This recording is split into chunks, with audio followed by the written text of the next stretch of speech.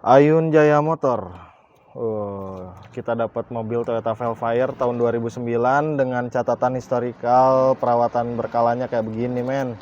Udah kayak berkas makalah. Coba kita runut dari yang pertama, apakah dia banyak overhaulnya atau ini hanya sekedar servis berkalanya aja. Mantep. Dari masuk tahun 2010 Januari, kilometer tercatatnya 10.000. Servis perawatan 10.000. Sampai dengan di sini kilometer 124.000.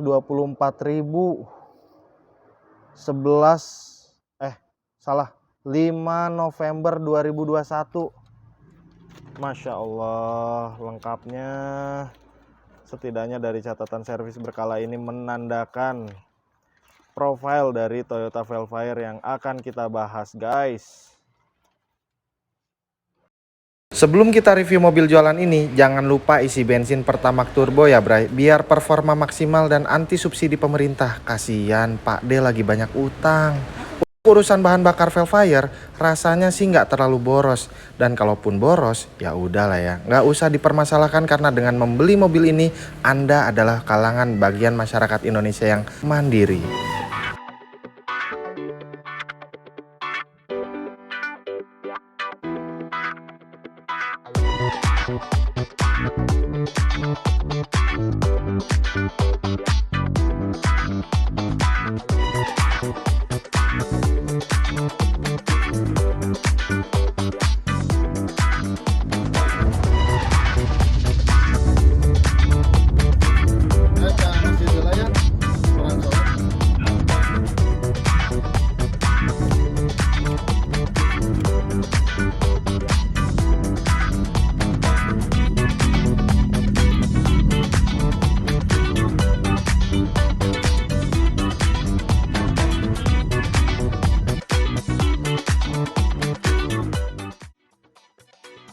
Toyota Velfire ANH20, generasi kedua dari keluarga Alphard yang lahir untuk bersaing bersama Nissan Elgrand dan Honda Elsion di Jepang.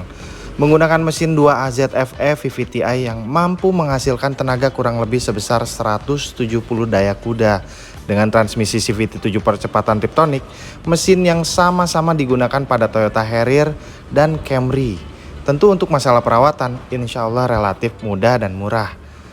Hanya berbeda di beberapa bagian eksteriornya seperti headlamp, lampu belakang, grill dan bumper memberi corak warna keberagaman antara Velfire dan Alphard di pasar otomotif tanah air. Menurut pendapat saya pribadi, di usianya yang ke-13, mobil ini masih nyaman dipandang juga dikenakan sebagai kendaraan sehari-hari. Nggak rewel, Bray. Salib.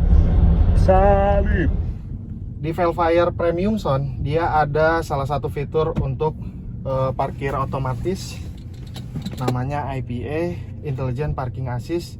Cara operasinya adalah kita masukin gigi atret, asal si fitur P-nya ini udah kita aktifin, ada dua pilihan antara kita mau parkir biasa dengan parkir paralel. Nah, kita cobain yang parkir biasa.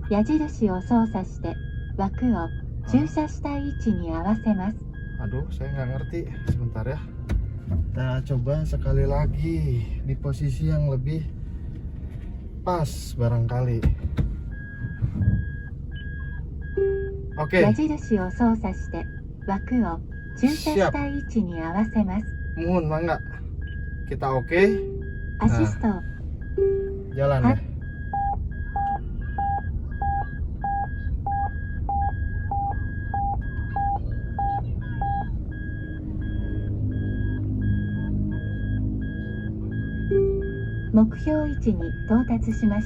Hatur nuhun. Seperti yang tadi di awal video saya jelasin, bahwa servis berkala record itu bisa bantu banget kita untuk mengetahui sejauh mana mobil ini ditreatment oleh pemilik sebelumnya. Ini adalah Velfire tipe V Premium Zone. Tipe V ini dia standar body kit, nggak pakai body kit bempernya. Velgnya ring 17, dibanding yang tipe Z dia lebih menang tipe Z ya secara tampilan eksterior. Cuman karena ini fitur Premium Zone, secara driving mode dan entertainmentnya, fitur-fiturnya udah full spek, sangat-sangat melimpah, dan bahkan menurut saya pribadi masih relate di tahun 2022. Dan harga mobil ini kita jual di 280 juta. Buat teman-teman yang berminat silahkan kontak di bawah ini.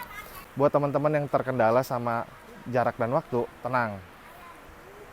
Bisa teman-teman panggil Autospektor atau bisa juga teman-teman setting appointment di Auto 2000. Kita nggak ada main, silahkan, sangat terbuka untuk dilakukan pengecekan oleh jasa pihak ketiga. Dan sebelum teman-teman memastikan bahwa dari Toyota Alphard atau Velfire ini apa aja sih biasanya penyakit bawaannya. Penyakit bawaannya adalah kita klasifikasiin ya di 3 bagian. 1 mesin, 2 kaki-kaki, kemudian 3 di bagian interior. Yuk, nomor 1 dulu kita bahas di bagian interior. Interiornya ini karena dia masih benar-benar build up, belum menyesuaikan dengan iklim tropis, jadi dashboardnya itu mudah lengket dan pecah-pecah. Nih, pecah-pecahnya kayak begini, kurang lebihnya ya. Overall, mobil ini cuman lengket aja ya. Pecah-pecahnya belum begitu banyak. Jadi saya biarin aja posisinya kayak gini, orsinil. Kedua di bagian setir, biasanya panel woodnya juga greges kalau udah pemakaian capek dan aus. Dan di bagian kulit setirnya juga udah bocel-bocel. Yang paling susah itu adalah ngeretrim si setir Velfire ini untuk nyamain ke bahan yang sesuai dengan warna orsinilnya juga. Yang dimaksud tadi full spec si bagian driving mode dan entertainmentnya, dia udah full ada cruise control, kemudian tombol angkat telepon, terus juga dia ada voice command, terus apalagi ya, ada rain sensor, terus apalagi ya, ada rain sensor, pokoknya banyak deh. Selain daripada premium soundnya ya, selain daripada 18 speakernya, selain daripada hanya entertainmentnya, salah satunya juga nih jok elektriknya kanan kiri ya gitu. Oh iya, ada auto foldingnya juga nih. Setahu saya sih kalau yang di Z tuh ada salah satu fitur yang memang nggak ada di sini, kayaknya yang ini aja sih. Terus yang ini juga, dia kamera, fungsinya itu pas driving mode kita bisa mantau keadaan depan dan samping, walaupun cuman yang berfungsi itu di spion sebelah kirinya aja sebelum yang facelift ya. Dia juga udah memory seat. Minusnya di mobil ini, dia kan all auto. Nah, all autonya nyala, semuanya berfungsi. Cuman untuk bagian supirnya aja nih, all auto yang ke auto window yang ke bawahnya dia masih manual karena mungkin udah ya usia lah ya. Sisanya sih masih oke. Auto ke atasnya masih jalan. Di situ bagian interior. Sekarang di bagian kaki-kaki biasanya oke, masih di sini juga sebenarnya. Bagian kaki-kaki ini di bagian rack steer. Di bagian rack steer ini paling ringkih di Alphard atau Velfire. Bisa jadi ya, bisa jadi mobil ini juga didesain untuk jalanan di Jepang yang memang kontur aspalnya juga bagus. Jadi ketika dibawa ke Indonesia agak kurang bisa menyesuaikan. Dan mobil ini alhamdulillah udah pernah ganti rack steer 1 set. Jadi ada rack steer, ada column steer, ada joint steer. Itu kurang lebih 29 juta untuk biaya spare partnya aja, belum jasa penggantiannya. Terus komponen kaki-kaki itu kan yang bikin bunyi biasanya ya. Selain daripada rack steer, ada juga shock breaker, ada juga kaki-kaki yang lainnya seperti T-rod, link stabil, dan ball joint yang kayak gitu-gitulah. Shock breakernya juga untuk yang depan udah ganti, link stabil juga udah aman, udah pernah ganti. Untuk secara keseluruhannya sih mobil ini masih enak men. Plafonnya masih bersih, jok-joknya juga masih terawat, belum ada yang sobek-sobek. Panel woodnya juga masih aman semua nih, dari depan, tengah, belakang, samping-samping, pintu-pintu juga masih terawat. Ini juga karpet sebenarnya bukan lantai dasar ya. Kalau lantai dasar dia masih ada lagi. Ini karpet. Terus apa lagi ya? Plafon. Ini sunroof juga salah satu bagian kelemahannya, cuman dia nggak separah kayak Toyota Harrier. Kalau di Alphard itu memang ya namanya sunroof, udah mobil udah tua, mesti ada perawatan treatment khususnya lah. Cuman mobil ini juga alhamdulillahnya lagi, saya menemukan nota perbaikan, udah pernah ganti di karet-karetnya, jadi nggak terlalu getas, bahkan juga untuk meminimalisir kebocorannya. Insya Allah lah mobil ini nggak bocor. Terus apa lagi ya? Oke, tadi interior, kedua kaki-kaki, ketiga mesin kita bahas yuk. Kalau buat teman-teman ada yang mau komentarin kira-kira kurang-kurangnya dari yang saya bahas, boleh ya. Mau julitin juga nggak jadi masalah. Nih, mesin ini 2AZ FE, mesinnya yang dipakai sama persis dengan Camry, dipakai juga dengan Toyota Harrier. Penyakitnya adalah dia balancer shaft-nya. Jadi kalau misalkan dia udah berisik tuh, padahal mobil nggak kenapa-napa. Mobil masih enak tarikannya, pokoknya masih aman, tapi dia udah berisik banget. Itu tandanya balancer shaft-nya. Mesti minta ganti. Dan balancer shaft ini kurang lebih ada 2 ya, ada nomor 1, ada nomor 2. Kalau dibiarin aja, dia bisa pecah, bahkan potensi untuk turun mesin, olinya kemana-mana. Terus juga bagian engine mounting, udah lumrah lah. Mobil tahun segini, kemudian cc besar juga. Jadi kalau engine mounting juga dibiarin, pasti nggak bikin nyaman. Selain engine mounting, balancer shaft, hal-hal yang standar kayak throttle body mesti kita bersihin, ruang bakar juga mesti kita bersihin supaya RPM juga ngelangsam enak. Overall sih mobil ini nggak terlalu ringkih, perawatannya enak, spare part melimpah, universalnya juga banyak, harganya juga dari ori sampai KW-nya juga tersedia, mau di Jakarta mau di Bandung juga banyak. Tips and triknya lagi. Nah ini dia minus si mobil ini ya, karet ininya aja nih udah getas-getas, sisanya masih bagus. Paling gampang mobil ini ngelihat bahwa mobil ini udah numur atau enggak, karena ininya pendek-pendek. Jadi sealer nanti di kap mesin atau di bagasinya cek aja. Atau juga di bagian kaca-kacanya itu mesti merek Toyota semua ya.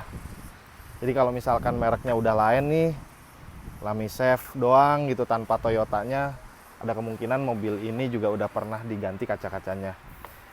Spion tuh ini paling mahal nih karena ada kameranya. Untuk yang 2008 sampai 2011 dia kameranya cuman memang baru ada satu di sebelah kiri doang ya. Treatment lainnya untuk sliding door mobil apapun yang berpintu geser, usahakan buka tutupnya itu di dataran yang rata ya. Itu salah satu treatment yang paling mudah untuk merawat electrical sliding door. Terus mobil ini memang bukan tipe Z. Jadi kalau yang tipe V itu dia nggak power back door. Dia nggak ada power back door, tapi dia udah vakum. Tuh, nyedot sendiri. Ininya juga masih bawaan nih. Bukan tempel-tempelan ya. Beda tuh. Kalau tempel-tempelan mungkin masih baru lah gitu. Murah kok, sebenarnya cuma 35.000 doang di aksesorisan. Tapi ya kalau masih ori, sebagai salah satu pertanda juga kalau mobil ini masih apik gitu. Karena mobil ini nyaman, kaki-kaki bantingannya juga empuk, kemudian kedap suara banget. Jadi tolong bannya juga harus support. Ini pakai Yokohama, dia baru ganti 3 biji di tahun 2019, satu bijinya lagi di tahun 3 biji itu 2019, satu bijinya 2018. Jadi teman-teman kalau mobilnya Alphard jangan pakai merek lokal, apalagi dengan spek yang biasa aja ya. Overall mobil ini nyaman. Minus-minusnya di bagian eksterior, dia hanya ada beberapa panel yang udah pernah di repaint, seperti di bagian pintu ini nih, ini udah repaint, ini udah repaint, dan ini udah repaint. Tapi 2009 men, lu masih mau yang full ori juga nggak mungkin. 13 tahun ngaspal di jalan, kayaknya nggak ada yang tanpa sekali accident. Yang penting itu bukan tumburan, yang penting itu bukan kecelakaan berat, bukan kecelakaan fatal. Tapi ya baret-baret dikit mah wajar lah. Buat teman-teman yang minat sama mobil ini, boleh kontak kita ya di nomor ini, atau juga kunjungin di Instagramnya kita. Support terus. Terima kasih udah mendukung channel ini, mudah-mudahan manfaat. Assalamualaikum warahmatullahi wabarakatuh. Okay.